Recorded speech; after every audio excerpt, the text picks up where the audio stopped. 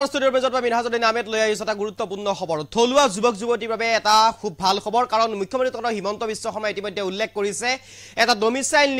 নীতি এটা প্ৰয়োগ কৰিব ৰাজ্যত আৰু এই ডমিচাইল নীতি থলুৱা যুৱক যুৱতীসকলক খুব লাভান্বিত কৰিব কাৰণ যিসকল থলুৱা যুৱক যুৱতীসকলে চাকৰিৰ বাবে প্ৰত্যাশী বা চাকৰি বিচাৰি থাকে তেওঁলোকৰ বাবে খুব ভাল খবৰ কাৰণ ইতিমধ্যে ডমিচাইল নীতি এটা প্ৰয়োগ কৰাৰ কাৰণে ইতিমধ্যে চিন্তা চৰ্চা অব্যাহত ৰাখিছে চৰকাৰে আৰু এই মাহৰ ভিতৰতেই এই ডমিচাইল নীতি বনোৱাৰ সিদ্ধান্ত লব ৰাজ্য চৰকাৰে এই সিদ্ধান্তৰ পিছতেই থলুৱা যিসকল যুৱক যুৱতী আছে থলুৱা যুৱক যুৱতীসকলে চাকৰিৰ ক্ষেত্ৰত বিশেষভাৱে লাভান্বিত হ'ব আৰু বাহিৰৰ পৰা যিসকল লোকে চাকৰি কৰিম বুলি আহে তেওঁলোকৰ কাৰণে এক প্ৰকাৰ যেন বাধাৰ সৃষ্টি হ'ব আৰু এই ডমিচাইল নীতি প্ৰয়োগ কৰাৰ পিছতেই থলুৱা যুৱক যুৱতীসকল এক প্ৰকাৰ লাভান্বিত হ'ব আৰু এই মুহূৰ্তত লৈ আহিছোঁ সবিশেষ খবৰ ইণ্ডিয়া দৰ্শকৰ বাবে যোৱা ৩ বছৰত অসমৰ বাহিৰৰ কোনো লোক চাকৰি কৰিবলৈ অহা নাই আৰু এই বুলি মন্তব্য কৰিছে এতিয়া হিমন্ত বিশ্ব শৰ্মাই কোনো বহিৰাজ্যৰ যুৱক যুৱতী চাকৰি কৰিবলৈ অসমলৈ অহা নাই আৰু ডমিচাইল সন্দৰ্ভত মন্তব্য কৰি এনেদৰে কৈছে শীঘ্ৰেই এটা ডমিচাইল নীতি প্ৰকাশ কৰিব ৰাজ্য চৰকাৰে এই সিদ্ধান্ত ইতিমধ্যে হাতত লৈছে এই মাহৰ ভিতৰতেই এই সিদ্ধান্ত লোৱা হ'ব বুলিও মন্তব্য কৰিছে মুখ্যমন্ত্ৰী ডক্টৰ হিমন্ত বিশ্ব শৰ্মাই অসমত থলুৱা যুৱক যুৱতীয়ে নিযুক্তি লাভ কৰিব আৰু থলুৱা যুৱক যুৱতী নিযুক্তি লাভৰ ক্ষেত্ৰত কোনো ধৰণৰ বাধাৰ সন্মুখীন নহয় মন্তব্য মুখ্যমন্ত্ৰী ডক্টৰ হিমন্ত বিশ্ব শৰ্মাৰ আৰু ইতিমধ্যে এই খুব গুৰুত্বপূৰ্ণ খবৰটো লৈ আহিবৰ কাৰণে চেষ্টা কৰিছোঁ যোৱা ৩ বছৰত অসমৰ বাহিৰৰ কোনো লোক চাকৰি কৰিবলৈ অহা নাই বুলি মন্তব্য কৰিছে হিমন্ত বিশ্ব শৰ্মাই কোনো বহিৰাজ্যৰ লোকে চাকৰি কৰা নাই অসমত শীঘ্ৰেই এটা ডমিচাইল নীতি প্ৰকাশ কৰিব ৰাজ্য চৰকাৰে যিটোৱে থলুৱা যুৱক যুৱতীসকলক লাভান্বিত কৰিব আৰু এই মাহৰ ভিতৰতে এটা সিদ্ধান্ত লোৱা হ'ব বুলি মন্তব্য কৰিছে মুখ্যমন্ত্ৰী ডক্টৰ হিমন্ত বিশ্ব শৰ্মাই অসমত থলুৱা যুৱক যুৱতীসকলে নিশ্চিতভাৱে সুবিধা লাভ কৰিব এই মন্তব্য মুখ্যমন্ত্ৰী ডক্টৰ হিমন্ত বিশ্ব শৰ্মাৰ এই মুহূৰ্তত মুখ্যমন্ত্ৰী ডক্টৰ হিমন্ত বিশ্ব শৰ্মাৰ মন্তব্য আছে মন্তব্য আপুনি থলুৱা নিযুক্তিৰ ক্ষেত্ৰত অসমত যদিও যোৱা ৩ বছৰত এজনো লোক অসমৰ বাহিৰৰ পৰা অসমত চাকৰি কৰিব অহা নাই তথাপিতো কেতিয়াবা দুই এজন ব্যক্তিয়ে এই বিষয়ত এটা প্ৰশ্ন উত্থাপন কৰি থাকে সেইকাৰণে আমি অসমৰ ডমিচাইল নীতি এটা যে অসমত চৰকাৰী চাকৰি পোৱাৰ বাবে কোন যোগ্য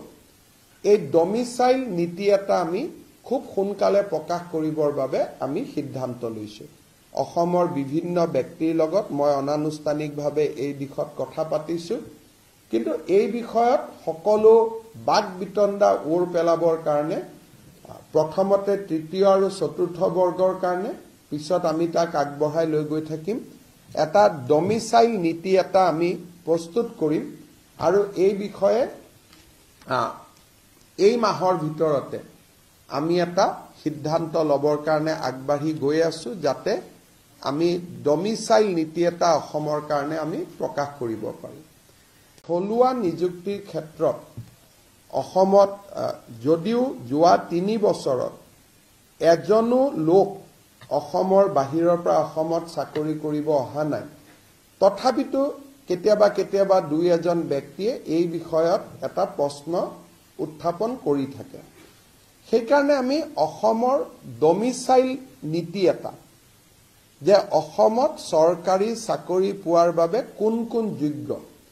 এই ডমিচাইল নীতি এটা আমি খুব সোনকালে প্ৰকাশ কৰিবৰ বাবে আমি সিদ্ধান্ত লৈছো অসমৰ বিভিন্ন ব্যক্তিৰ লগত মই অনানুষ্ঠানিকভাৱে এই দিশত কথা পাতিছো কিন্তু এই বিষয়ত সকলো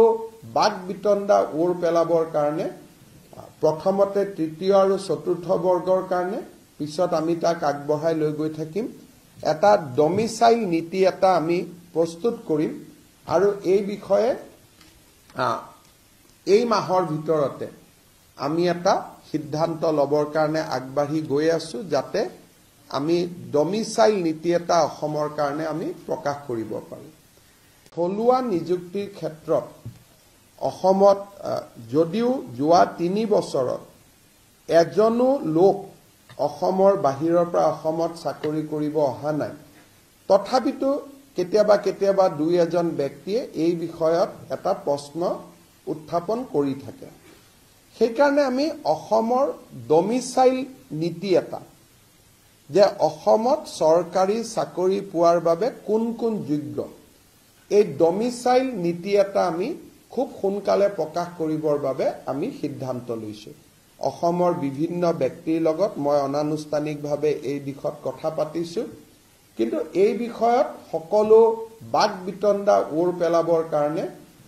প্ৰথমতে তৃতীয় আৰু চতুৰ্থ বৰ্গৰ কাৰণে, পিছত আমি তাক আগবঢ়াই লৈ গৈ থাকিম। এটা ডমিচাইল নীতি এটা আমি প্ৰস্তুত কৰিম আৰু এই বিষয়ে এই মাহৰ ভিতৰতে আমি এটা সিদ্ধান্ত ল'বৰ কাৰণে আগবাঢ়ি গৈ আছো, যাতে আমি ডমিচাইল নীতি এটা অসমৰ কাৰণে আমি প্ৰকাশ কৰিব পাৰোঁ। থলুৱা নিযুক্তিৰ ক্ষেত্ৰত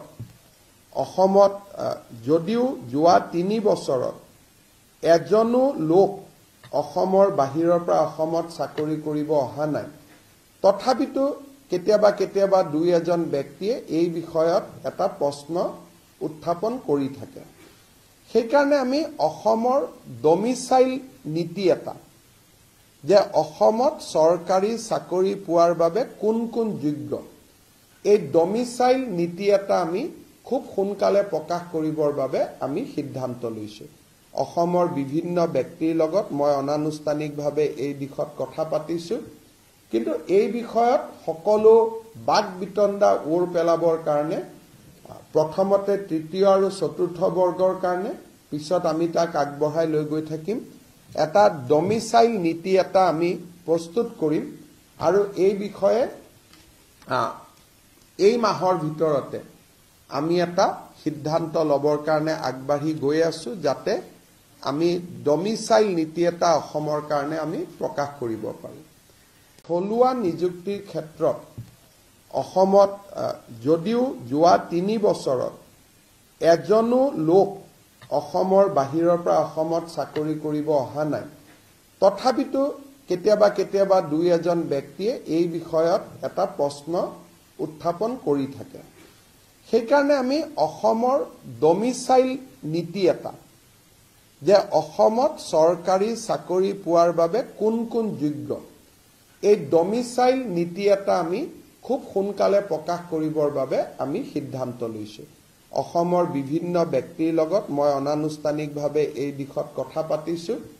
কিন্তু এই বিষয়ত সকলো বাক বিতণ্ডা ওৰ পেলাবৰ কাৰণে প্ৰথমতে তৃতীয় আৰু চতুৰ্থ বৰ্গৰ কাৰণে, পিছত আমি তাক আগবঢ়াই লৈ গৈ থাকিম। এটা ডমিচাইল নীতি এটা আমি প্ৰস্তুত কৰিম আৰু এই বিষয়ে এই মাহৰ ভিতৰতে আমি এটা সিদ্ধান্ত ল'বৰ কাৰণে আগবাঢ়ি গৈ আছো, যাতে আমি ডমিচাইল নীতি এটা অসমৰ কাৰণে আমি প্ৰকাশ কৰিব পাৰোঁ। থলুৱা নিযুক্তিৰ ক্ষেত্ৰত অসমত যদিও যোৱা ৩ বছৰত এজনো লোক